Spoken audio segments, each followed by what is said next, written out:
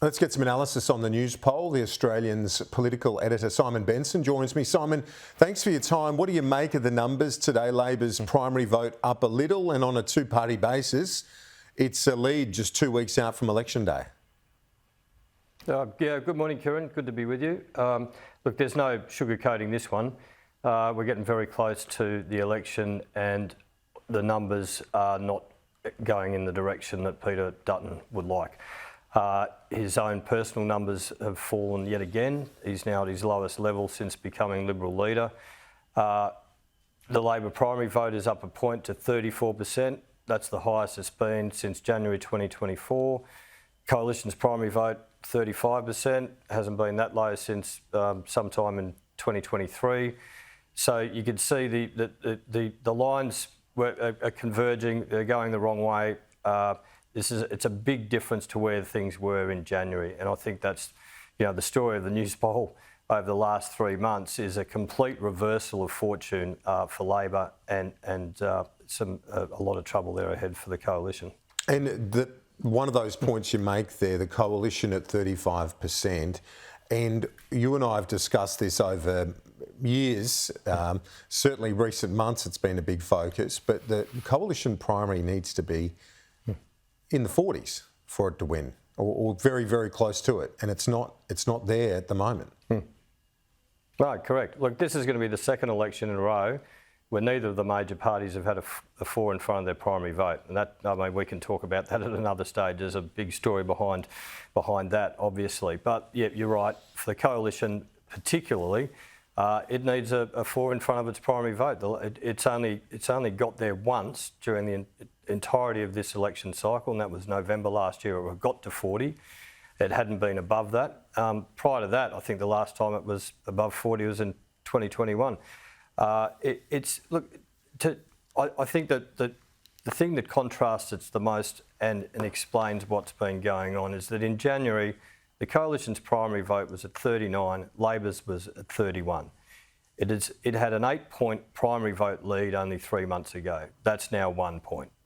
So you don't have to be Einstein to work out that that's a big problem. Although, in saying that, the two-party preferred vote, and this is why preferences, we always say this at election time, preferences are important.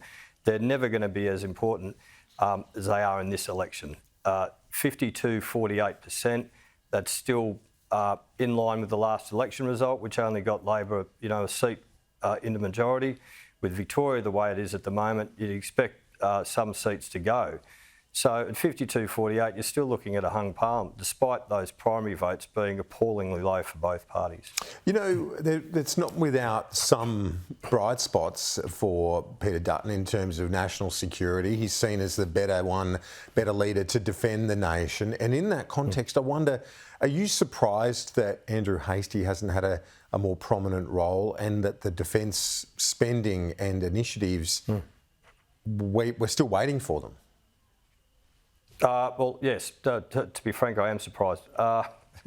No other way to put it. Look, we've all been expecting the big defence announcement from the start of this campaign. Look, I expect that there's been a lot of toing and froing on what that's going to be in the end, because, as we know, when Anthony Albanese announced the $17 billion worth of tax cuts, Peter Dutton took half of that to put it into fuel excise, and then we assumed that the rest of it was going to go into a big defence spend, but now that's gone into their own tax plan, so I don't know what's left for defence. So let's see where that goes. But the point you raise is really interesting, and I think this is it goes to the heart of this campaign and a misreading of what's been going on. Peter Dutton is as the preferred leader for growing the economy and defending the nation. They're the two key equities that the coalition have always been strong on, and Peter Dutton has tried to exploit, and he's done it well. It is not enough. On cost of living, on health, on tax, on housing, all those other features which incorporate the cost of living debate, he is behind, and I think that tells the story. It does. The other one is the Trump factor, which has been such a a big part of the backdrop of this campaign, and increasingly so as Trump has sort of created this sense of uncertainty for many voters. And then I think you've mentioned this before in your analysis, it goes to a real divide that Peter Dutton has to navigate. Those who really like Donald Trump and a big chunk of his base do still have an affinity and like Trump.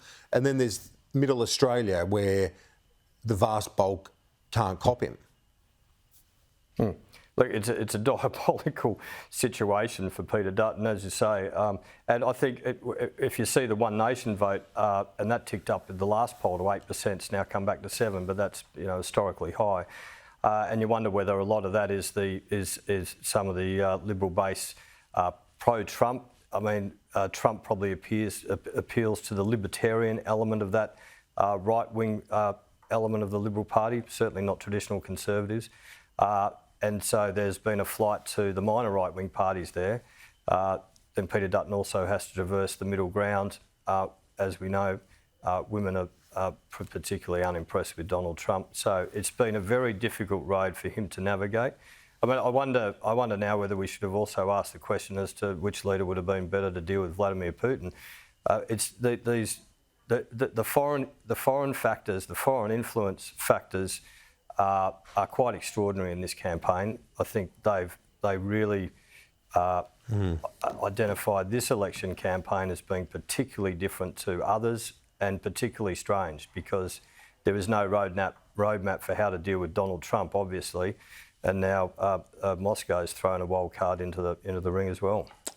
They certainly have. Political editor at The Australian, Simon Benson. Thanks as always. We'll see you next Monday. Thanks, Kieran.